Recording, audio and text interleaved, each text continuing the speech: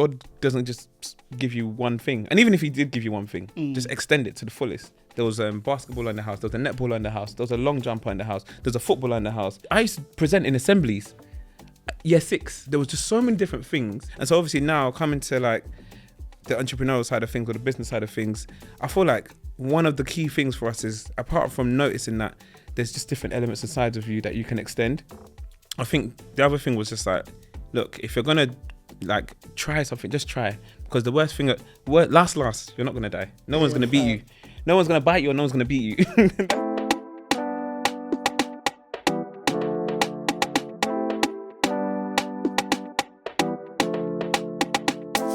We must have heard the voice already on the pod. We got the man himself in the building. Just like that. Folly Fresh in the building. Broski, What's up? We always ask when someone comes onto the pod, what is your bread and butter? So for the people, the very, very few people that don't know who this Minister of Love is. Come on. You know? This combiner, bone on flesh on flesh. Wow, like that. Hey, let them know who you are. Okay, ladies and gentlemen, they call me Dr. Love. No, I'm joking. My name is Fola. I go by Folly Fresh as an alias. So I'm an event host, presenter, and I do a lot of special stuff. So especially when I say special stuff, hosting and presenting in the wedding space. So I bring your energy, your vibe. I help you cultivate your visions for your event, especially private events, so from weddings to birthdays, etc. Any private event, really and truly. And that's kind of like the answer to what my bread and butter is. That is me. Wicked. Upon other things, but that's primarily me. You're father of 3 as well. Father of 3. So that bread and butter has to be bread and buttering. Real proper.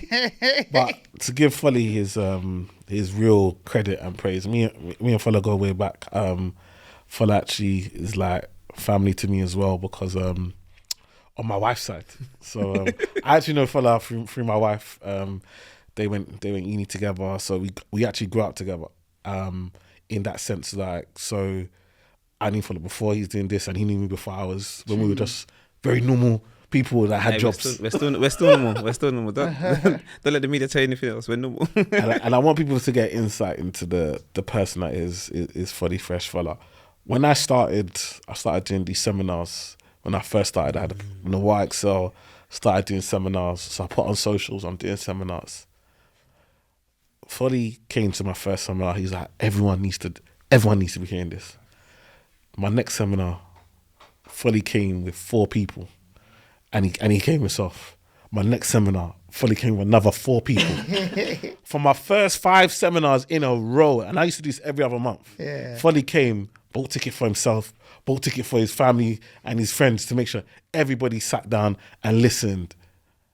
Like, there's not many people in your life that people say support, right? I remember there was one even that he couldn't come. He still bought ticket for me to do competition to give away. This, bro, man's just starting. Do you know what I mean? Yeah. Like, that's the level of this person, like, that's here today. He's a man that for me to call as a friend is like, it'll be undermining the level.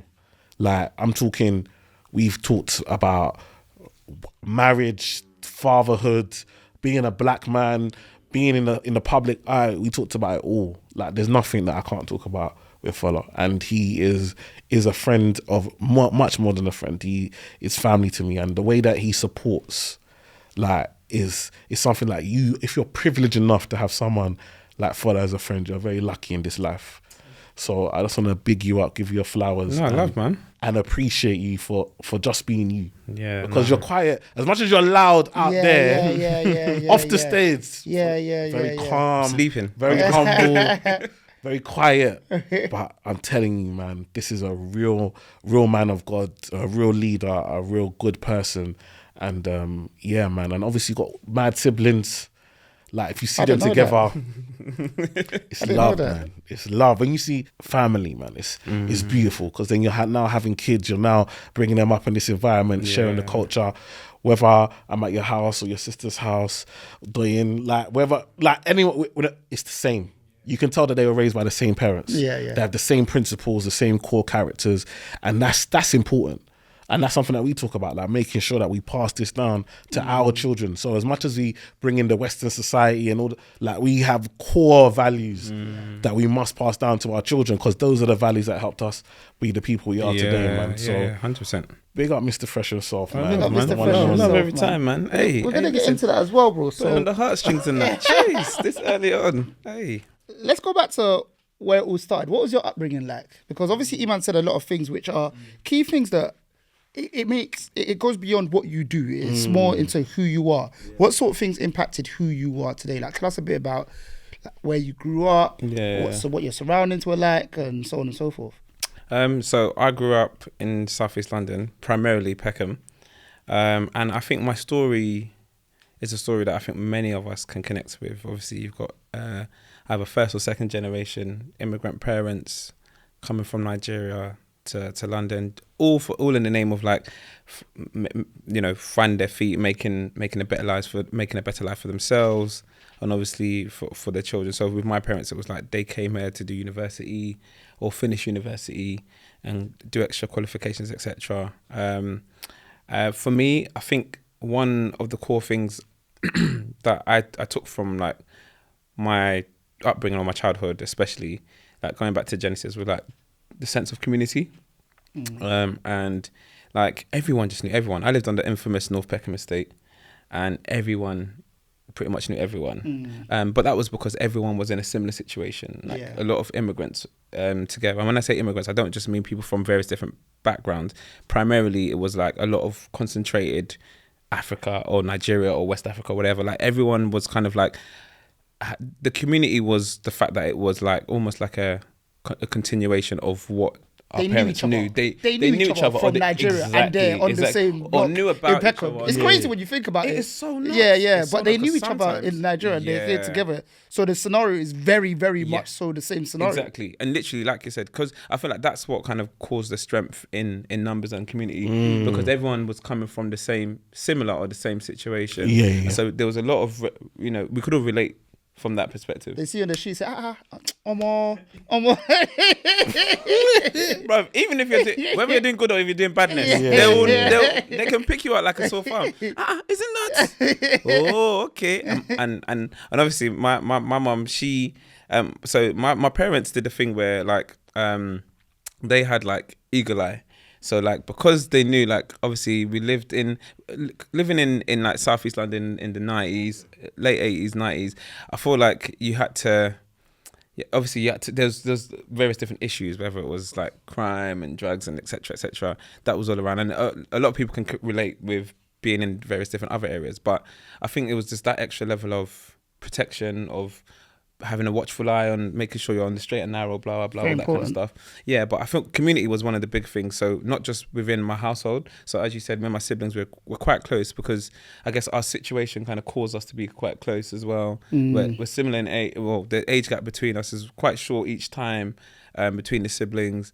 But then there was just like, we didn't have much, but you had to enjoy what you did have, and we enjoyed it together. Made most of that kind of stuff. So from there, the whole aspect of community was just that from that being our kind of like our genesis, it just kind of naturally transpired out with other people who literally had people on, like neighbours that went down that I've known for pretty much all my life, because you're a year or two older or younger than me, but I've known you from that very genesis up until now. That kind of thing. But the community aspect of that even is that, like I said, because everyone knew each other, it was like you're in each other's houses. So if you come to find me, just know that I could be I'm mostly in this person, Michael's house, or this person's house, or this person. So you're gonna know where I am.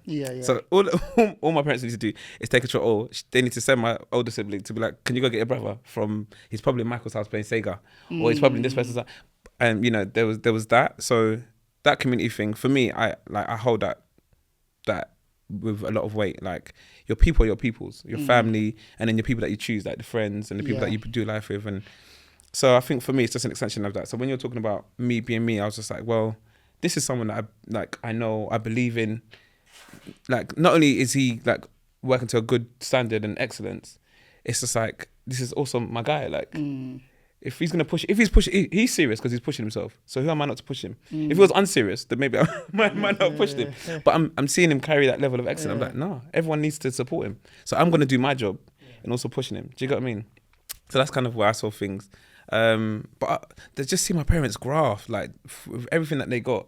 They did so much with little or nothing. So I'm just like, who am I not to work hard? So that hard working ethic was just seen because they basically, not because they wanted to work hard because they felt like, oh yeah, I'm just hard working. It's because situation caused them to like, you got to grind. You've got to make it happen. If you want to change your situation, study. I can't, the amount of books, even till today, that I see that my dad had, I was like, you know, the economics books, the banking books. I'm just like, and I feel like it's so funny because like I didn't choose to kind of go in the pathway I choose because of my dad or my parents. They just let us do whatever we wanted. Yeah. But like I can't, maybe a part of me kind of like took it from the fact that, no, man, exactly. Do you know what I mean? So there was that. It was just a graft, and for me, like, you put me anywhere, I'm gonna graft. Go on. I was just gonna say, let's joke about when I think back to just African households in general, Yeah. we love education. Like, how many men do you know had a globe in their house? Like, Come on. Do you know how funny it is to have a globe in your house when I'm thinking about it? Just globe. What about the encyclopedia books? Encyclopedia books, bare of them. The black and red ones. Yeah, the black and red with the blocks on that. You know. Mate. So much stuff, like So much. Atlas. Yeah, Atlas. Big old map, Encyclopedia, like, dictionaries dedication galore. You got to Collins, learning. you got this one, you got that. Listen, I think that for them, it was just like, if you understand the curriculum and if you understand the things that they're trying to teach you, etc., then surely if they want you to learn this thing, learn it and learn it to the best of your ability, because they must have a use or reason for it. But other than that, I just feel like fundamentally that's all they know. They know that for them, it's education is the principle and foundation. Yeah. So there was no like, oh, I don't want to go to school. I don't want to bunking in my house. You want to? The teacher said you didn't come to school today. You won't even go home. The fear factor in you is that mum and dad said you're going to school this morning and you didn't end up there. You might as well just stay on the street. Be homeless. Don't come home. My thing is that what did your parents do? Because when I think about your parents created 3 major entrepreneurs, like when you think about it, and I look at, and that's the ones you guys know of. Exactly. So when I think about Moji with the bridal hair, and then Doyen with the travel, and then you with obviously doing the weddings, it's like you're massive in your industries. Yeah. Like for you all to be big, like I mean the stuff Doyen's doing is mad in regards crazy. to. Mate, we all love travel, but she's taken it to the next level. I have people like, oh, you know her, like she's I didn't even know that was your sister. Is it? Oh, people say we look alike.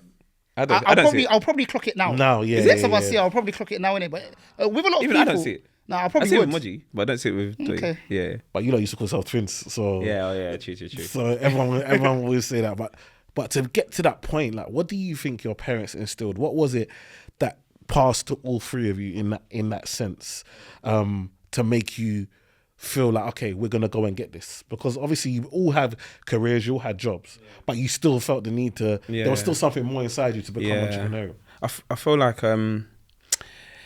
it's a number of things. I feel like seeing my mum work in a hospital, but also she ran a catering business, and then she kind of had like a clothing business on the side. I'm just like I feel like she did. For her, it was first, let me extend myself and do what I can to kind of like spin the plates, keep this plate spinning.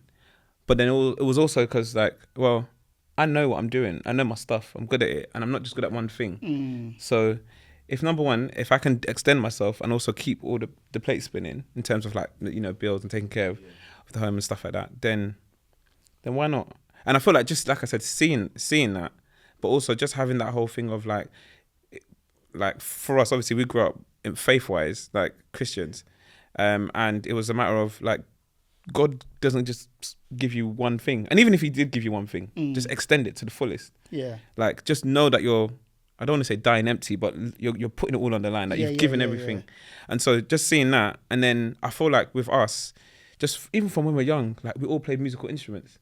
So we were like the Jackson 5, because no, steel pans we played, violin, Modge played, Modge played violin and trombone, Doy played trumpet, I played the drums and the keyboard, We all played steel, but we were all part of the steel pan band at one point. All of us. Brother played keyboard and guitar. Sister played, what did she play? Clarinet. Like everybody, that was us. But that was music. Then on the sports side, there was basketball in the house. There was a netball in the house. There was a long jumper in the house. There was a footballer in the house. What did my brother? There was a sprinter in the house. Like there was just so many different things. So aside from the academics, there was so many other things, and I think that was like our early exposure that you can do a lot of things. Like you guys have been gifted to do a lot of different things, and so obviously now coming to like the entrepreneurial side of things or the business side of things, I feel like one of the key things for us is, apart from noticing that there's just different elements and sides of you that you can extend, I think the other thing was just like, look, if you're gonna like try something, just try, because the worst thing, last, you're not gonna die. No one's gonna beat you. No one's gonna bite you, or no one's gonna beat you. You know you're not gonna die. It helps so much, you know. What? Do you know how much? Do you actually know how much it helps? You're not gonna die, so it's kind of like, it's not gonna hurt you. Yeah. Like you're not gonna feel physical pain. Literally. And especially if you have an interest in something, you've researched something, or you're just naturally like Mod. She people feel like the head. I think she's 10 years in the business now, so a decade. But people don't know that this started when we were in secondary school. Her friends used to come to the house, and she used to do their hair after school before homework. Like 4 or 5 of them queuing up in the living room, and she'll do their hair like a 14, 15-year-old. Are you deep in it? Yeah. Like, so people are like, oh yeah, she's just blah blah. Yeah. That's what started. Me, I used to present in assemblies, year 6, and my mum used to tell me this when she was like, oh, it makes sense, blah blah. So it stems from way back, and sometimes you don't have to look far. Yeah. So that's what it was. With Doi, she was just always intrigued. We knew. When she was in uni, she travelled to Vancouver. She did a year exchange there. After uni, she didn't even get her first job. Wasn't even here. It was in China. She lived in China for 2 years. It's crazy. Do you get what I mean? It was just like there were certain things about us, and I think like it was just the good thing. I think was we kind of knew, number one, there's different sides to us that you enjoy, from a leisure side and maybe an interest, a business side. But then there's also the kind of literally just try. Worst case scenario, you try and it doesn't work. Nobody's gonna beat you. It was literally that, and I think seeing that play out through like my parents as well. Like I said, like maybe their situation was a bit different. They had to do it at first, and then it was more of, I'm good at this and I enjoy it, and people naturally gravitate towards me for the business and stuff like that. So I love that. Yeah, I think 3 things I took from that. One is you saw it at home. Yeah. So your mum was an entrepreneur. She did business. She did big stuff. Time. So and we were 3 employees, by the way. I didn't even you throw worked that in the business as well. We were 3 employees for like I'm talking about 10, 15 years. My pay was in jollof rice. But seeing it makes it possible, right? Yeah. So that's number one. I think number 2 was the fact that your parents created an environment where we're not going to cuss you if it doesn't go right. Yeah. If it goes wrong, you can still, like what you said, you're not afraid to fail. They'll cuss you, but they'll still just like you tried. You tried. It's all right. And then I think the third thing is having siblings, right? So because you've got your siblings around you, you're more confident. I know Brits is someone as well.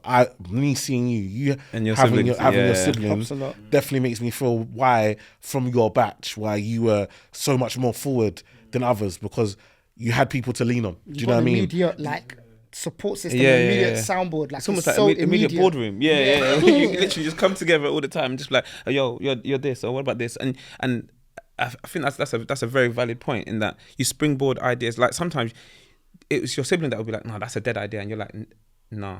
The way you said that, I can tell you're jealous. It's not that you think that's a dead idea. You're just jealous because my idea pops, and your idea actually might be dead. But in your head, you're like, that one sibling is not gonna pull me down. Let me go to ask the next sibling. And the next sibling goes, oh, I can kind of see that working, So one person said it's dead. The other one said that they can see it working. And me, I'm running with that because that's all I want. All I want is for someone to say. It's about knowing them as well. Yeah, it's about knowing. I think I clocked it late as well because I had to learn from my friends that don't have many siblings,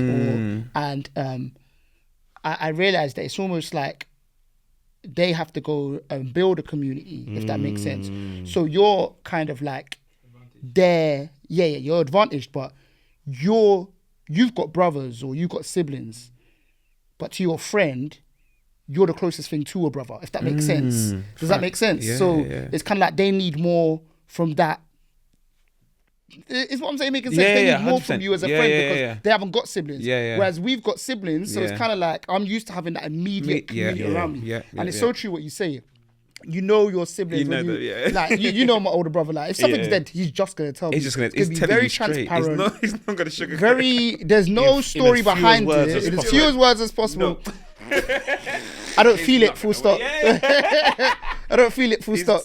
You don't want to hear it. You don't want to debate it. He can't be bothered. Yeah. Let me just tell you as it is. Yeah. But you need it, and like you said, yeah, I think it's applicable to everyone in the sense where you know. Obviously, if you're blessed enough to have siblings, then you know that kind of like their tenor, their character, and yeah. So that's important. So even for them people listening, man, they got to remember, if you don't necessarily have that in you with siblings around you, you got to create a community around you. Absolutely. That's a key part of success and growing, is having that community around. It doesn't have to be a lot of people as well. People feel like you have to be popular. You don't have to have a lot of people. If you've got two, 3 people that you know you can trust, and they're on the same wavelength, and they're pushing towards the same thing, that's all you need, and that can definitely help. I was just gonna say that gives me an idea of something that I watched as well. And the story about what I watched was go where you're valued, basically, and don't be tricked into thinking that you need to be rich or you need to be funny or you need to be this or that as going where you're valued. I often say to people, just be you. People will value you for just being you.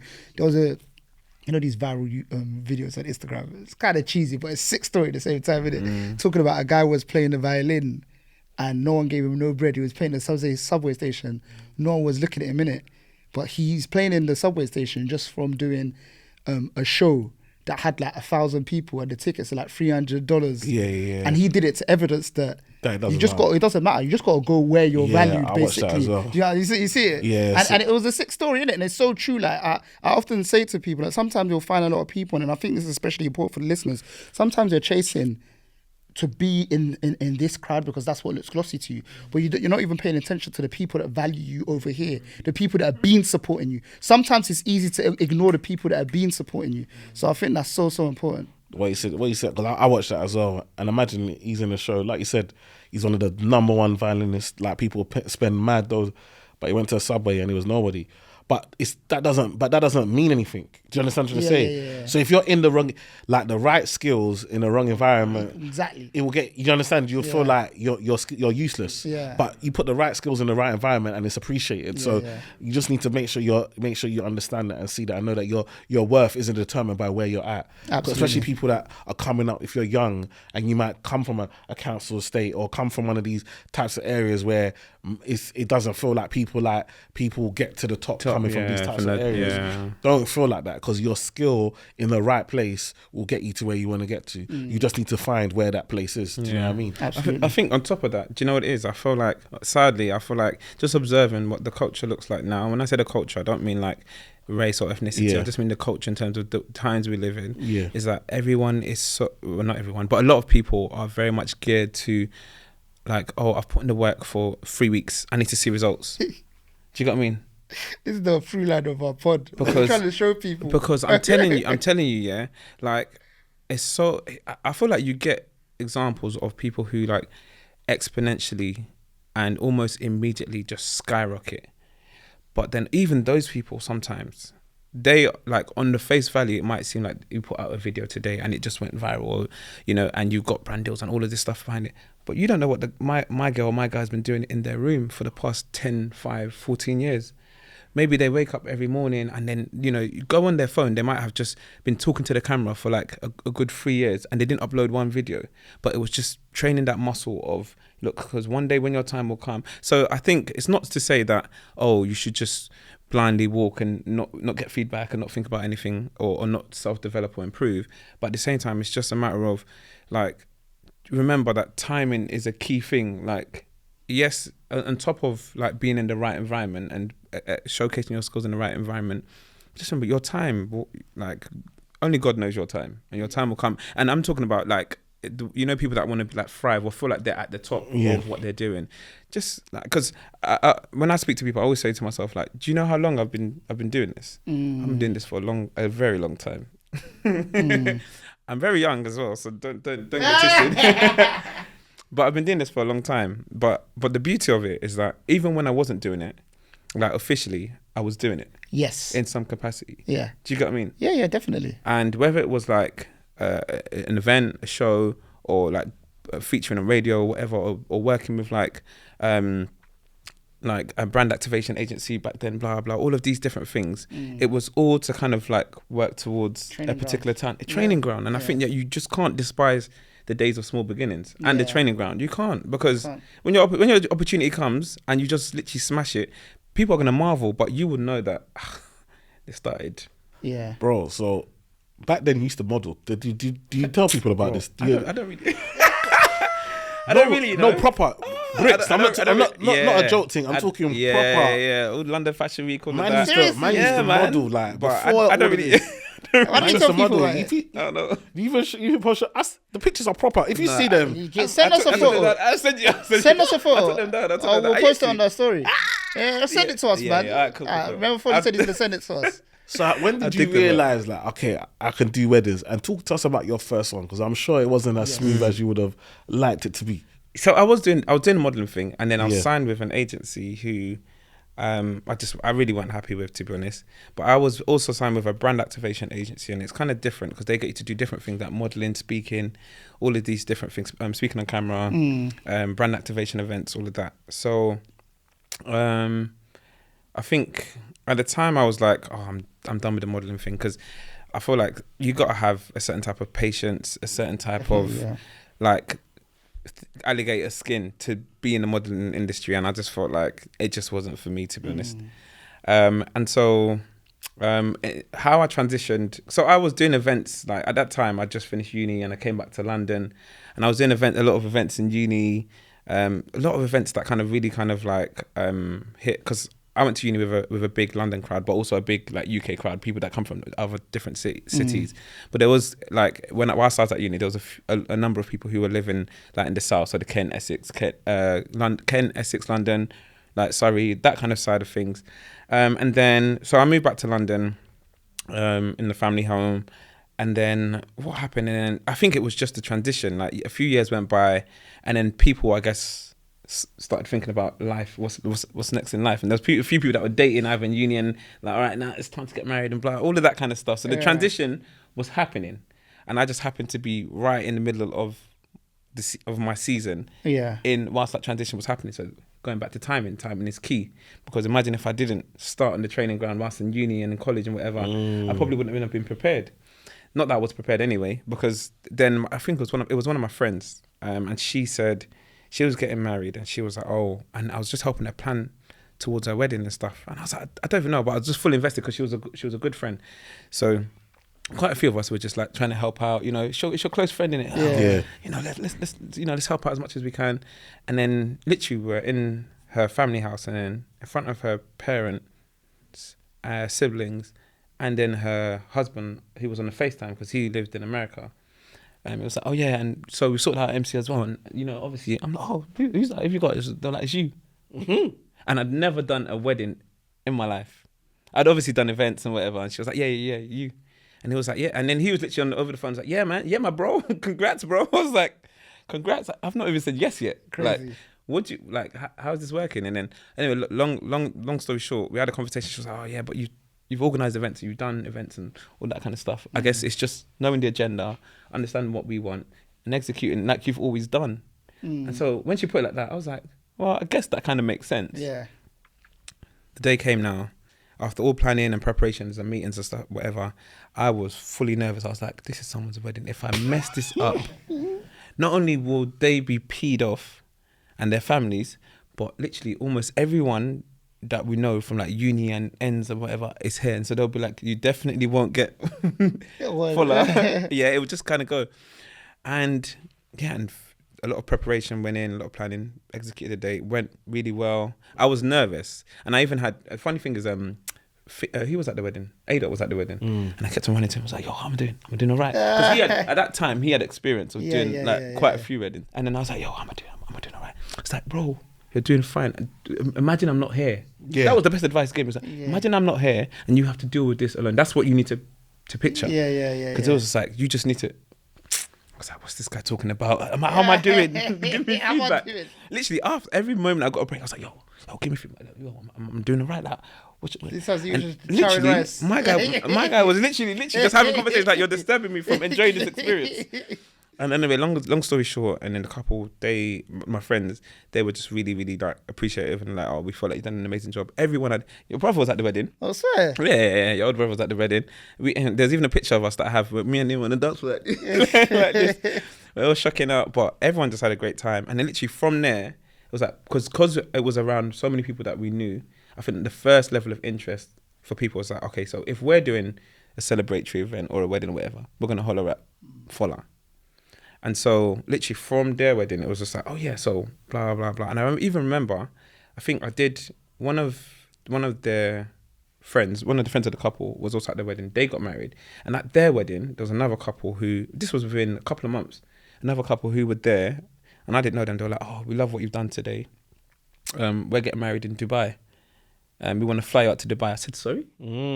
Must have been mind-boggling. I said, you said what? You want to take me to the United Arab Emirates to come and do your wedding? I said, you know how much money that's going to... I was just very frank with them. Because from my mind is still operating from a finance perspective. That's what I know. I'm like, so if I'm going to charge you this, you know you're still going to have to buy my flight and my hotel and my per diem and blah. And they were like, yeah, that's cool. And I was like, huh? And then literally things just started going, and I had to ask myself the question. I was like, Follow, do you want to make this a thing? Did you enjoy it? Yes. That's the key thing. Did you get fulfillment from it? Yes. And I think at that time I was also looking for something that would give me fulfillment. Yes. I felt like the modeling wasn't. The money was coming in. Yeah. But I was just like, yeah, but it's just I'm not really about this this modeling thing. So that's when I was like, I was putting that down. And then for me, I was just like, apart from being in a corporate, because corporate weren't giving me fulfillment. Yeah, I'm not gonna lie. That was me. Some people, you might see different, but for me, it just wasn't giving me fulfillment. I felt like I was just slaving away. Obviously, I worked in finance. It was like long days. I get to work at 8, get home at like 12, 1 a.m. in the morning. It was just silly. And sometimes the company you're working for, it's like the work you do, you can't even see any impact of it. Basically, it's such a big company. What is the end? What am I seeing? What is the end of this? Yeah, what am I seeing? And the thing is, for my hand, it will go to someone else. And someone else, before it gets to the director, they'll produce the report. And the report that I made, it's not even the one that they're getting. So where's my work? Do you know what I mean? And like you said, so yeah, it just wasn't happening for me. And I guess it was, yeah. And then from there, I feel like the intentionality of like, okay, I made a choice that, okay, I'm gonna make this a thing. And that's when obviously I started thinking about, at the time, Instagram was just, I feel like Instagram was really like kind of popping off then. And so it was creating an Instagram profile, letting people kind of reach out to me and see me on that, using Snapchat, then thinking about website and setting up properly and email. And I just really thought, like I said, because I guess of the kind of business and finance background that I had, I was like, if you're going to set up something, you've got to set up properly. So then it was a matter of, if I'm going to do this, and it became a thing of, I was doing it ad hocly to kind of, the decision to kind of like do this. And also what helped was the interest. So, like people that I knew were interested and people that I didn't even know. Like just on that point, and you'll know already, and I've got the perfect example. Referrals for like weddings and stuff like that is insane. Bro, crazy. Because for people that know, Folly did my wedding. Yeah. And it's so funny. We was all there. I might have got you to do it anyway, but my older brother happened to be at the crib when I'm planning for stuff for the wedding. Yeah. Me and my wife are talking. Okay, cool. So Finky. Okay, so MC. My brother's walking past. Oh, Folly Fresh. I said, okay, Folly Fresh. Crazy. It's that easy. It was that easy. Yeah. It's so crazy how it works, basically. But that's where you're just able to fly. But one question I wanted to ask, because you compared your finance role to it, innit? And obviously your faith is big in who you are in it. Do you get a sense of fulfillment from what you do? Do you fully feel like what you do now allows you to serve whilst doing work, basically? Yeah. And I feel like in a different way, where I think my approach is that I'm fully invested in the couple. I really like I think the byproduct of me kind of like knowing that this is impact more than just a couple's wedding day is the fact that I feel like the relationship I build with most couples, it tends to be like, couples are like, oh, after their honeymoon, like, oh, so when are we going to meet up for coffee? Like, oh, so get ready because you're going to do our baby shower. And like, it's like, oh, like, I don't know, oh, we're moving to this area. Oh, I live not too far from there. Oh, we got to meet up for drinks every now and again. Yeah. Like, it becomes, for me, the byproduct is that a lot of couples that I serve, it just becomes more than just, it's a day's transaction, then we're done and blah, blah. So I think for me, the fulfillment is that, like, you're trying to serve people on a day that's very, very special for them. This is obviously my take. But also, I'm just like, you're also trying to just be a person and a human Yeah. who literally just wants to spread love to people, to just want to just like build good quality friendships and relationships. Because I'm even like, from some couples that I've spoken to, opportunities have come about. Like, oh, I work in this space and I think you'll be great in this space. Yeah. Do you get what I mean? Oh, I've told my boss about you, or my boss was here at the wedding and we were like, oh, we've discussed blah, blah, blah. And I've given him your details. If he doesn't reach out to you within a week, message me. Yeah. Like, it's that intense and that deep. Yeah. So people are just like, because you've served me so well, like, and because you are you're for us in the way that you're for us, like, this is beyond today. Yeah. We're taking this further, Fola. And whether you like it or not, you're going to be our friend. Yeah. Do you get what I mean? And I think for me, that's special. Definitely. That just hits a different whatever. Do you get what I mean? Because people are parting with their money. So I'm serving you, but you're also paying me. Yeah. But then it's just like, okay, put that aside. It's just like, as a person, we just enjoy who you are. We enjoy your values. Yeah. We enjoy how you served us. Like, because 9 times out of 10, I'll go above and beyond just because. It's not because. It's just because it is the way it is, and the way my service is set up or the business is set up is that in that side of things is very personal. So you really kind of want to meet people at that place and serve them in the best way possible. You mentioned when you started, obviously your first one, A-Dot's there. Obviously, he's one of the kings of this wedding thing. Yeah, I think him and Don't Jealous Me were probably the first kind of big two to do our culture. You can't forget Eddie Caddy. Eddie was comedian from time. But I mean, from like, obviously they transitioned to social media. But I mean, in regards to like weddings, Eddie's price was high. But we were going to weddings and we were seeing A-Dot, we were seeing Don't Jealous Me at most weddings as we were growing up. Like our aunties and uncles was booking these guys to do it. And then obviously, did that help? Is that a gem for people to think about when you're going into something? Because I'm guessing when you started to think about how much do I charge, what do I need to think, you had someone that that was already doing what you wanted to do, and you were close to them. So absolutely, I think it will be unjust or unfair for me to even say that the reason why I started was because of A-Dot. He was just like, you're a great speaker, because we grew up together. As kids and went to the same school and we lived literally on the same street, all of that. Some people have heard this story 1,000,001 times and they're gonna be like, oh, yeah, boring. But that was our experience. And so please tell it like it hasn't been told before, because I haven't heard so it. Literally we literally grew up 60 seconds. So the way we grew up, let me tell you this. If he was like misbehaving and his mum was just like, or his mum and dad were like, look, you're gonna get punishment, and he's like, you need to go for a timeout. He will literally walk from his house to my house and be like, I just need to check your house for a bit. My parents are moving bad. And vice versa. I'd be like, yeah, my mum's moving bad. Like, I've come to your house.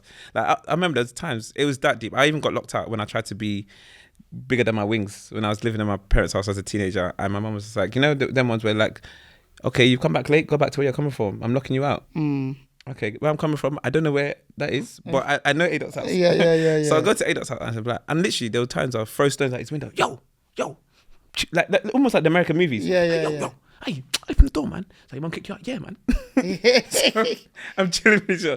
So I remember this was like years back, and he was basically trying to encourage me. He was like, look, you need to use like the kind of like oratory skill in a way, because like you're great. Like obviously, like with him, he had comedy and acting, and obviously the weddings and the hosting side of things. I was like, Fola, like I'm not just saying this because you're my friend. Like you're a great communicator, and people tend to listen to when you speak, and you've got good diction and you've got good command of English. It's like, you're not like me, your English is polished. I was like, please, I'm from South East London, my English can sometimes be a bit questionable.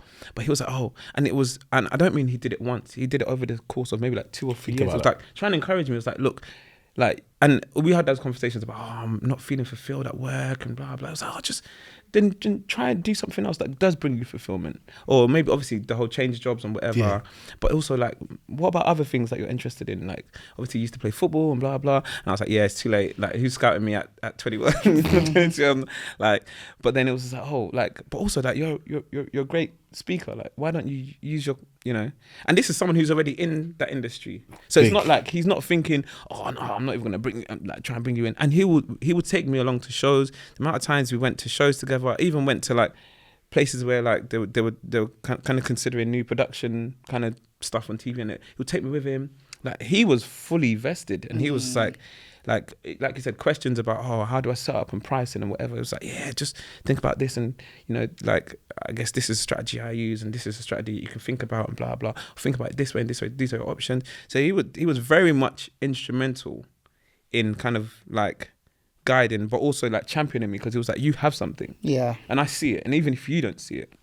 And I remember there's one day, literally, we did a crossover service after church, and they were like, "Oh, pray for someone who you want to pray for something." And then we were stood next to each other in church, and he was like, "I pray that God, you remove this the kind of strong head, coconut head that this boy has. That I'm trying to tell him that he has something and he's not listening, blah blah." And it was that year that I listened. I was like, okay, like, let me listen to what you even have to say. It was like, yeah, just, I don't know, whatever it is. So I can't tell you what you want to do, but try different things. Yeah. You'll eventually find what you blah, blah, blah.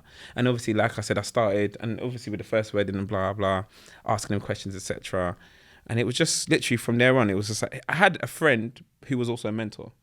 Yeah, that's amazing. But he just didn't see himself in that way. Like, I'd literally come and disturb him and ask him questions. Like, send me this, send me an email that, blah, blah. Like, literally just had him for everything. And that was a massive blessing, because I reached out to other people and I just got ignored. And people that I felt like were more senior than him in age, but also in experience, and they just, nothing back. They aired. Question I always had though is that when you got a goat like A Dot, who, listen, for me, he's my favourite. Like, I follow your sick, but he's my favourite. No, like, of course. When he's like, that's my G. Die. Like, he has a special gift, man.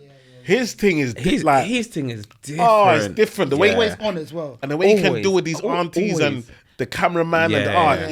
He's too funny. Like, bro, solid. That's not something we can gloss over as well. The ability to be able to run joke with the auntie up to the line, but not exceed it. Think that. Listen, that's a skill in itself. It's a skill, bro. Listen, because I've seen it the other way around, where people have gone and they thought, the line is saying, let me just go, and they've gone over the line. Everyone's spoken about it. Yeah. Before you've got home, everyone's gone, that one joke that you said. No, you can't run. Yeah, we don't do that. No. You get what I mean? But that like you said, nice. but my question was, is that, did you not ever, how did you stop yourself from just copying him?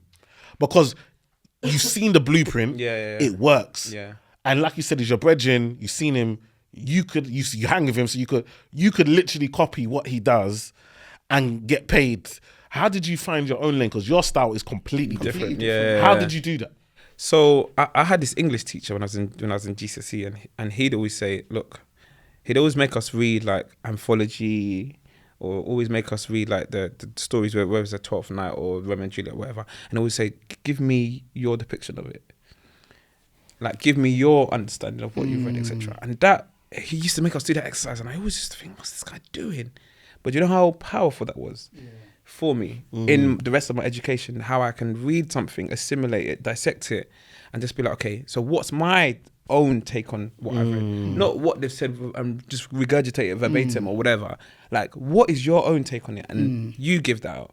And I think that stuck with me, because then that's what I then did with him. Like, whatever he'll give me, I'm just like, okay, now you've taken that, so how do you apply it in a Fola way? And that's just been my thing. Like, so from there, and with everything else I see, because now, don't get it twisted, like, I feel like everybody kind of like gets inspiration, and I use the word inspiration from they teach you. I message him. I say, bro, why is this guy doing because he brings some new things to the weddings. Like, there's certain things like he does, then all of a sudden, I'll be like, I love it. I'm like, you stole that from my man, right? The thing is, some people have literally come to me and been like, oh no, thanks, and others like, and because for me, I'm the type of person, like, as you depicted from the beginning, I'm just like for people, especially if I know that you're serious about something.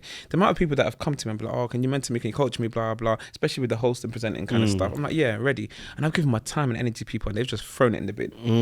And then there's a couple of people who've literally took the coaching and run with it. So I get some people like now who I know fully well and truly, because of the experience I've had and I guess notoriety I've got with regards to doing what I do. I think they kind of look, oh, what's he doing? And they look for inspiration, and they look, and maybe they might not put their own spin on it. Because the thing is, there's nothing wrong with looking and learning what other people are doing, especially if they're thriving. Yeah. But just also always make it personal, adapt it to yourself to make it authentic. Because if you're like you said, I've been another place, another continent or another side of the world, and someone's like, oh, I'm just at this event and this person did this, and I fully know that they've got this from you. Do you get what I mean? I'm just like, and people do that. This is not even someone who's like maybe who I work alongside, a fellow like service provider or vendor or whatever. This is like just a normal everyday person, or what you would consider like an attendee of an event or a guest. And the problem, I get it all the time. I'm like, rah, like, so. But for me, the feel good factor is that I just know that I came up with an idea, or in that moment, I decided to do something. I thought, okay, this worked, and I feel like I can use this again, or maybe we model it and reframe it that way. And that's just me. I'm not looking at who's reused it, who's copied it, whatever. But then I guess people pay attention. No, but it must get annoying because at the end of the day, you're selling you, right? Yeah, it's like me. So I'll do a presentation. And I'll tell the people like, can we send the video out? I'm like, are you paying me for that? Because if someone now takes it and does it, and then does it cheaper than me, that means you get me for half the price. You know what I'm saying? I hear that. In terms of, no, I'm not gonna lie. It doesn't hurt you because obviously man are undercutting you because they're not at your level, so they can't charge what you charge. But they're using, I'm talking about, even to your jokes, even to your segue from one to the next. I'm like, no, this is crazy. Yeah. I feel like it's so funny because I feel like, just like you can, so the way I see it is, sometimes it pains. I'm not gonna lie. I'm from South, man. Let me not lie. I'm like, hey man, he's taking my thing. Hey, he's eating into my money. But and the other side of me is just like, you could have an authentic Nike trainer, and then you can have those people who make the copies or whatever. The authentic Nike trainer has unique identifiers to them. So it might have like a Nike tick specifically placed here, or something on the inside tongue where it says the sizing of whatever. There might be a code or whatever, blah blah. And someone might buy kind of a Reebok or a copied version, and then someone who's basically got the knowledge of what an authentic Nike trainer might look like would be like, maybe from the jump that's fake, or looking for certain signs or signals would be like, that's not the original. Do you get what I mean? So I guess with what I'm trying to say is that I feel like people are able to identify and see and notice authenticity. So for me, you noticed straight away, didn't you? you might see someone doing something in a similar way that I do it, and yes, they've nailed the transition, or they might have nailed that interactive moment, or they might have, but there might be a lot of other things that they haven't nailed. So people will be like, oh, you know this thing so good, and I definitely know I've seen it somewhere. I can't remember where I've seen it, blah blah. And then they might maybe later on they might be like, oh, I remember Fola did that, or Folly did it, or they might be like, oh, I'm sure I've seen it, and then maybe not even at that moment, but when they've gotten somewhere else, I'm like, oh yeah, Folly did, or they might have spoken to someone and said, yeah, because Folly usually does that, and he's probably taken it, whatever. But all I know is that you might be good at a certain thing, or maybe a certain few things, but some way, somehow, it would just, I think with what we do, you have to be so balanced across the board that people will be able to notice certain things. Because you might be, like I said, you might be great at one or two or a few things, but there's other things that are maybe core or essential that you might not be so good at, and people can. People can trying to be around the bush, like I don't know why he's not just saying it. I'm never gonna lie. It's annoying. It's annoying because you're just like, you feel like, oh, like credit and be like, do you know what? I'm not gonna lie. This popped, and I thank God that I had, big bro or mentor or someone who I can look up to. Thanks for showing me the way, or thanks for blah blah. But a lot of people don't do that, and.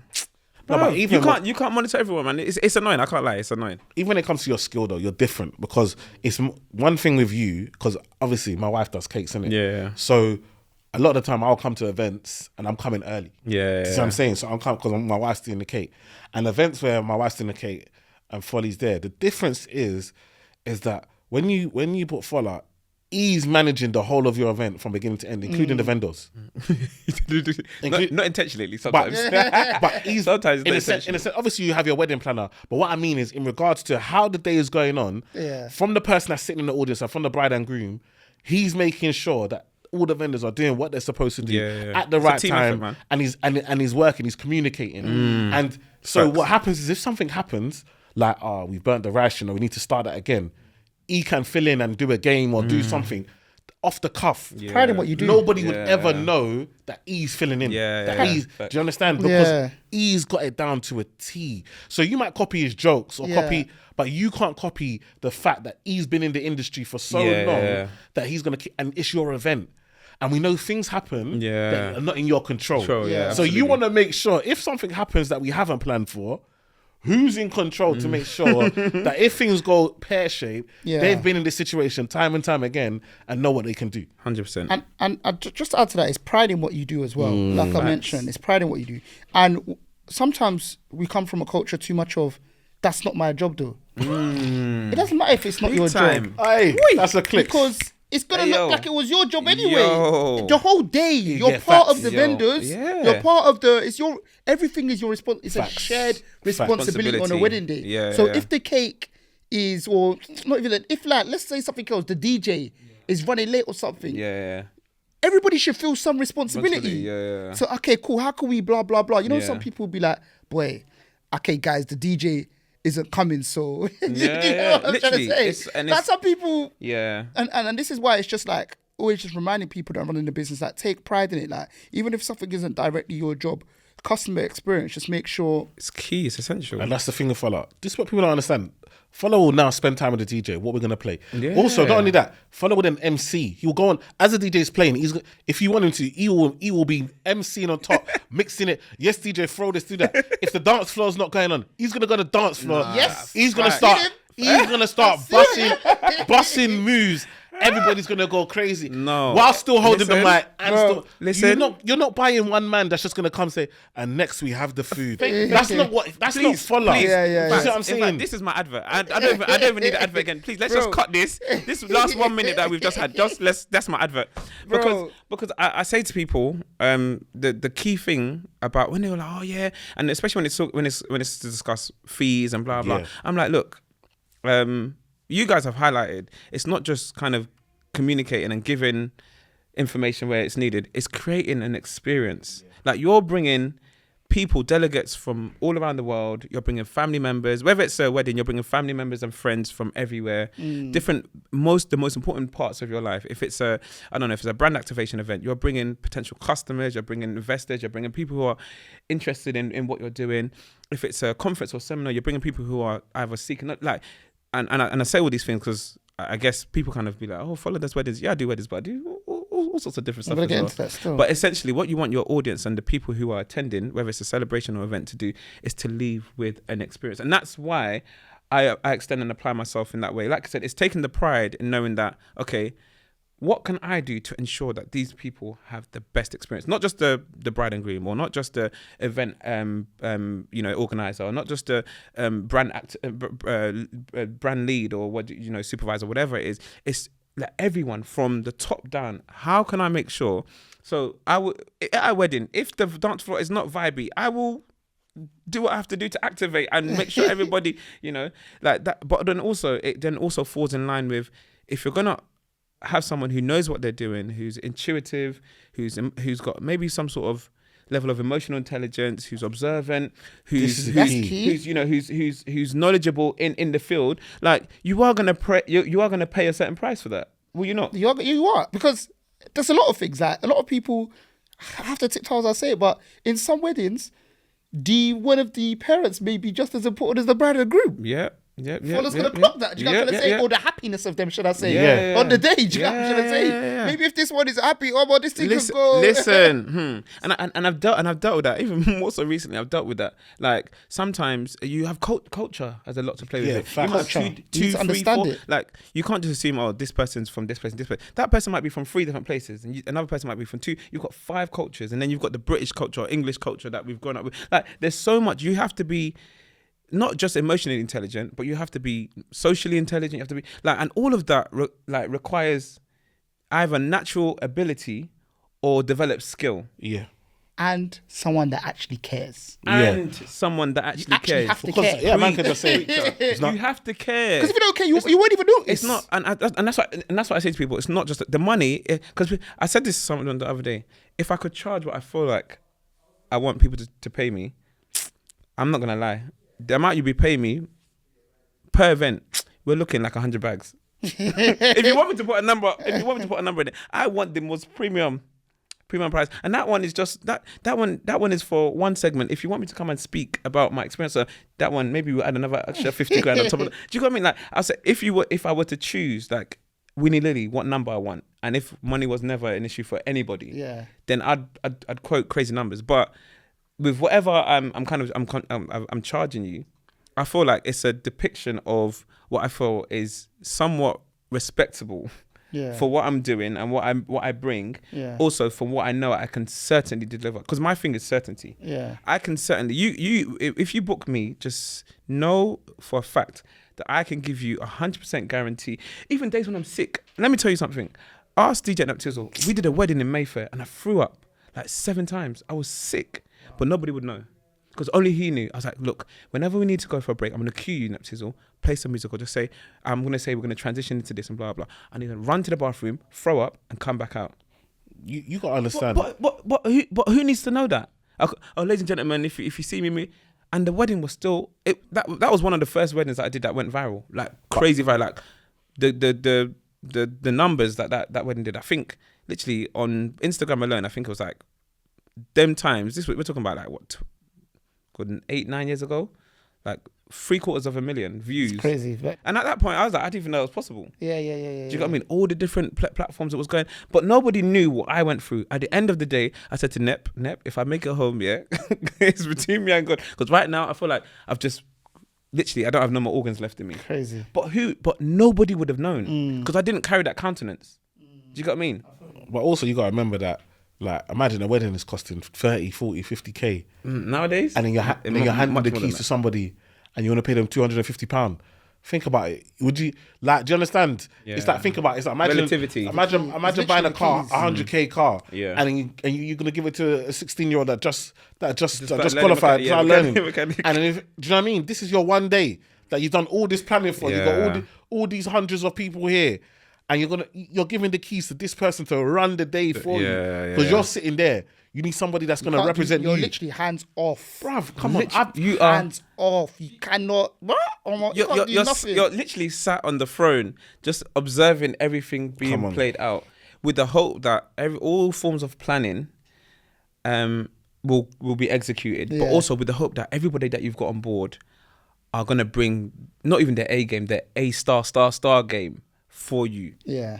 Yeah, not because of how much, this one's premium, blah, blah. Because the thing is, I always say even if you charge £1, the fact that you said yes, that is enough. Like, no one's forcing you to come and take this job. The fact that you said yes, I'm going to do it, we're going to enter into an agreement or a contract, blah, blah.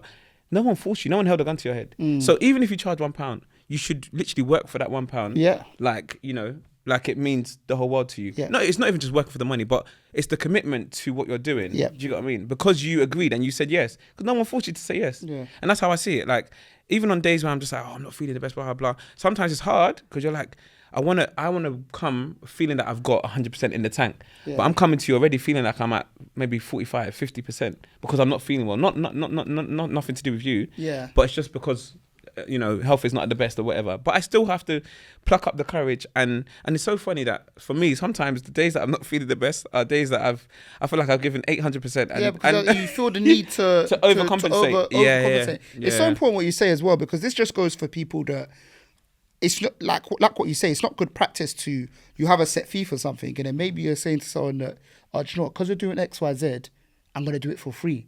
But because you're doing it for free doesn't mean that you should come and start giving 25%. You got to put that. You know what I'm trying to say? Like your commitment, valuing your brand. Do you know what I'm trying to say? Taking pride once again in your brand. But one thing I want to get onto you as well, bro, is what is next? What are the other things you do? What is next? Do you know what? When are we going to see you? Give us a scary goal as well. Scare them. That's what we like to say now. Scare them. Do you know what it is, yeah? I feel like you've seen me, or you may have seen me, should I say? I don't want to assume.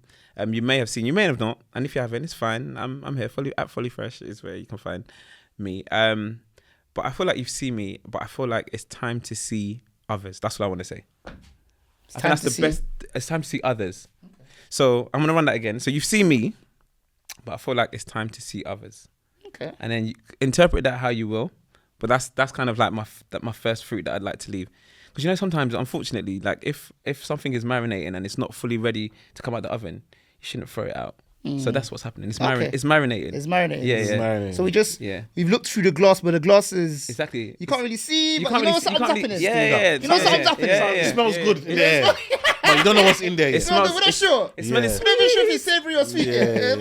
Something's going on in there. Yeah, once the timer ticks, we'll take it out. Though, you know? Say less. So there's that, and of course, obviously, currently operating within weddings, but Yeah. I definitely want to put it out there that let's definitely on a commercial front, just be ready to see a lot of Folly Fresh because Fola should I say, because Fola is Folly Fresh is Fola. I feel you. So talk to me. Before we finish on this wedding thing and wrap up, it's been an amazing episode. Talk to us about how you deal with these aunties at these weddings, because I've seen it where it's like, let's dance in, for example, and then you've already agreed the song that the DJ's gonna play. Then one auntie has come and said, in our culture, we do. So then play this, and then they said, we didn't all get a chance to dance. Let's go back. I remember your timing because the food has to come out at a set time. And I've seen you juggle and. Like, obviously, remember, Nigerian culture is serious, so you can't be offensive. No, you just say, auntie, go and sit down anyhow. Like, you've got to really... I've seen you do back and forth between, who is this auntie? Is she this? Can I say this? Can I do this? Speak to mom, speak to this. Talk to me about how do you got... Because that's a big thing. Because one thing can go off and set the whole mood and change the mood of everybody that's in attendance. And this is somebody's special day. And they've paid you. So how do you manage...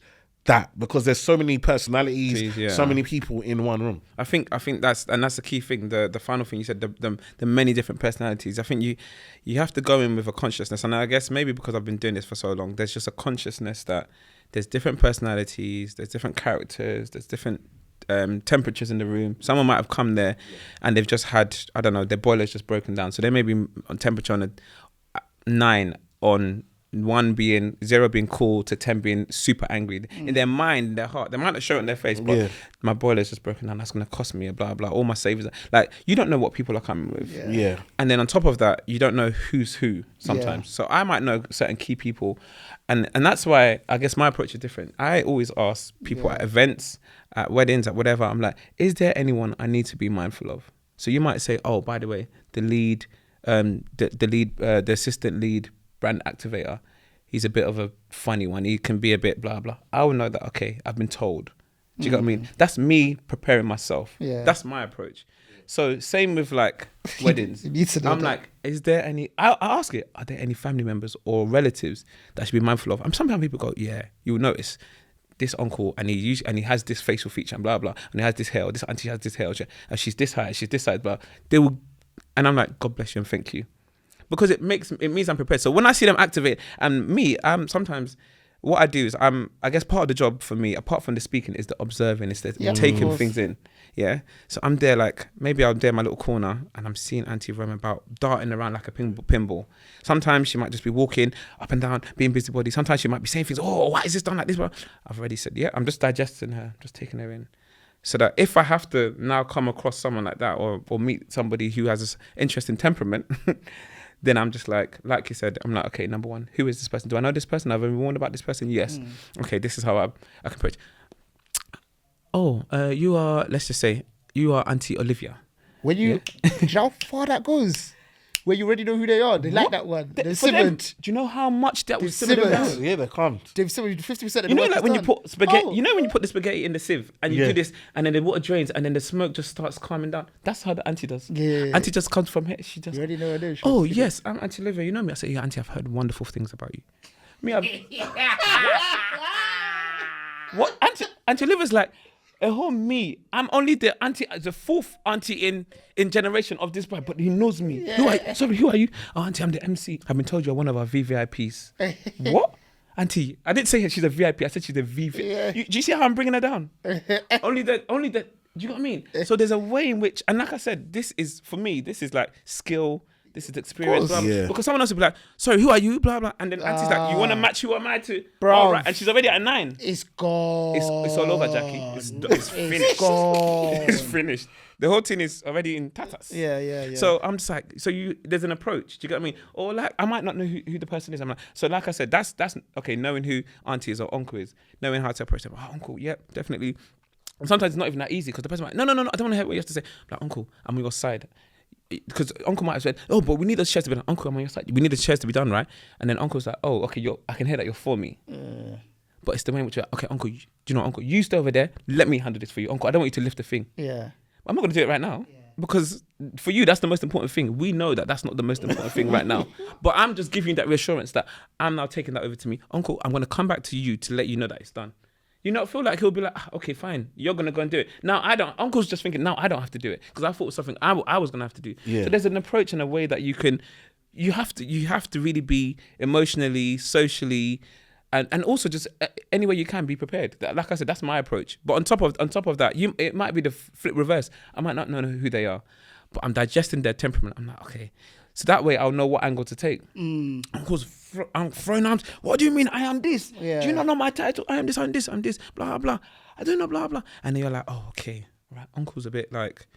He has a switch button which is it's already activated. You can't even switch it off. Blah blah. Yeah. So you know how to hang it, and then. Maybe it's a matter of going in. I'm like, auntie or madam event planner or blah blah. Whoever's trying to tackle with uncle. I'm like, look, listen, uncle just wants this to be done. So you're already going in being on uncle's side. Uncle just wants this to be done. That's why uncle's getting angry. You need to understand what he's saying. So and then to that person, I'll take them to the side. Do you know, I'm just forming for him. I totally hear what you're saying. But so you're just because that person might be a bit more calmer and uncle might be flary. You're like, I can easily control you. This one, I need to know how to control this flame. Yeah, do you get what I mean? I need to be able to. It's so interesting what you're saying, and what you're saying is so many life lessons for the people listening. I'll tell you how. What your also evidence is your ability to be humble. But a lot of people think that humility is a weakness. So you're giving an example with uncle that's flary. You said, uncle, look, I'm on your side. Like you've brought yourself lower. Yeah. But a lot of people don't understand that there's a lot of times you need to bring yourself low. But what you're actually doing is controlling the situation. Yeah.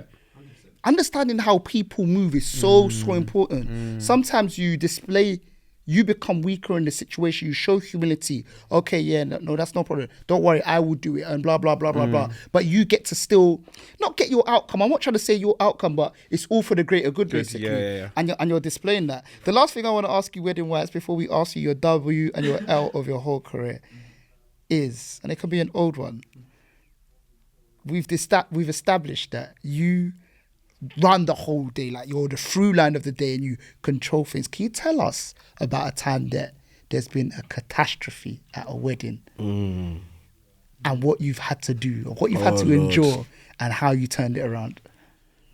Do you know what? It's so funny because when you ask that question, a few things literally run to mind straight away. Seriously? So I have like 6 things at the forefront of my head right here, and they're all saying, pick me, pick me, pick me. So I'm not like, how can I? It's a matter of communicating it in a way that's doesn't implicate or incriminate anyone or blah blah. Maybe you could even mesh two together so they can't identify. No, so I think things happen, isn't it? And we've rightly said that some things are just out of our control. And I guess they tend to happen. And then it's just a matter of how do you deal with it? You know, it's how it's your response. People always remember your response. People remember what happened, but they'll also remember your response to what happened.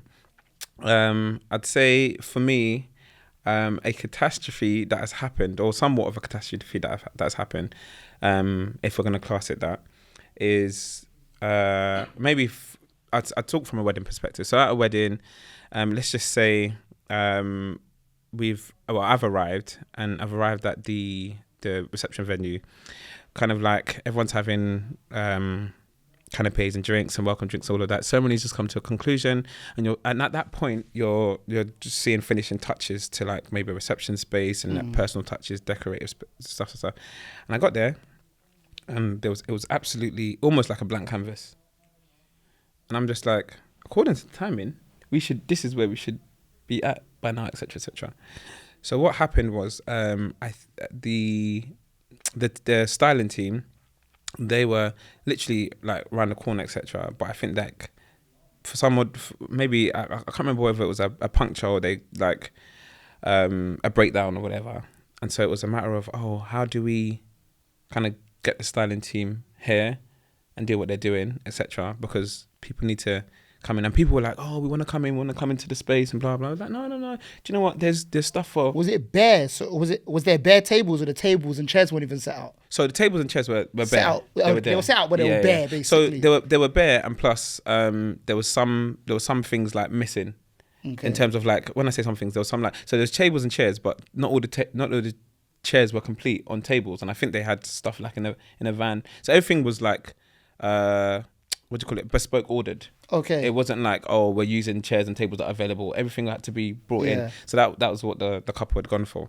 And so so like literally you're thinking of timing, of how long would it take to get them here, how long would it take for them to actually set everything up and whatever, and how far behind would that kind of push us and make us or whatever.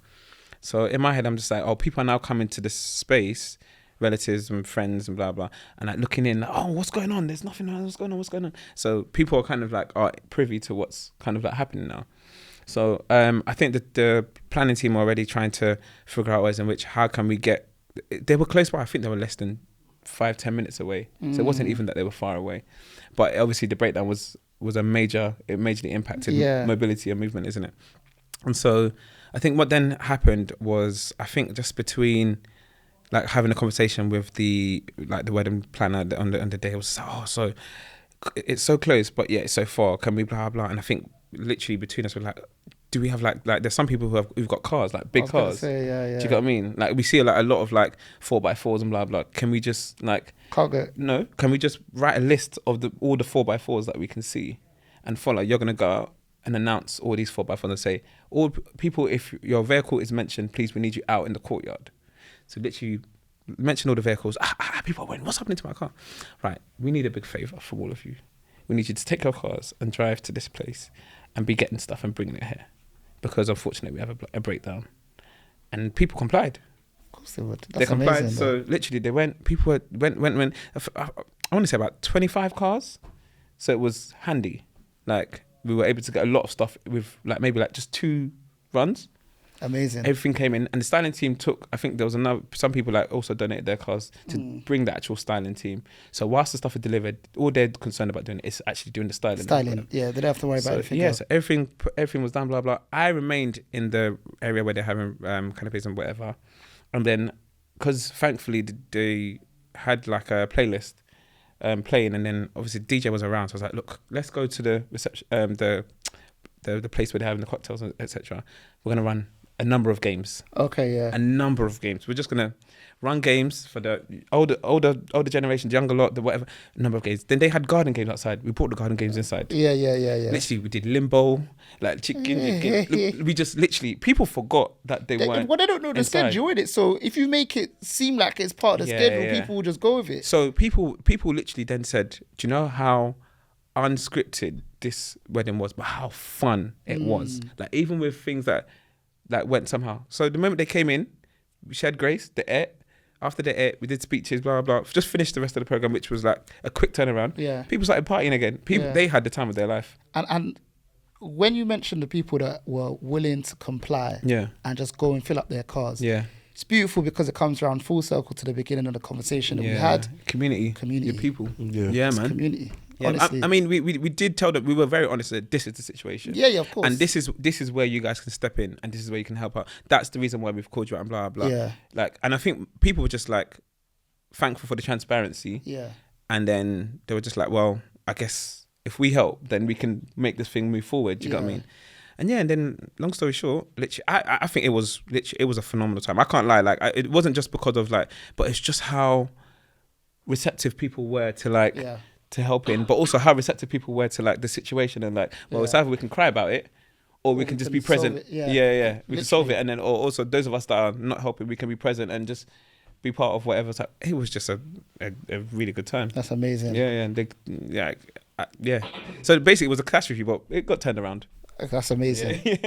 Bro, one thing we always ask before we end every episode, we want you to give your W and your L of your journey so far. It doesn't have to be the top one, just whatever you can think of at the moment. What's been like a very much so wow moment for you, and also what's been like a lesson or an L you've taken that you've managed to learn from. I'd say a W is not necessarily one word, but I'd say the trust that people put in the service that I provide, the longevity I've been going for, because I'm not gonna lie, I only set out to do it for like a couple of events and that was it. And 10 years later, here I am. Yeah, from like really kind of going for it. So that's a whole decade. Yeah. You know? somebody born somebody when I started the childish tech.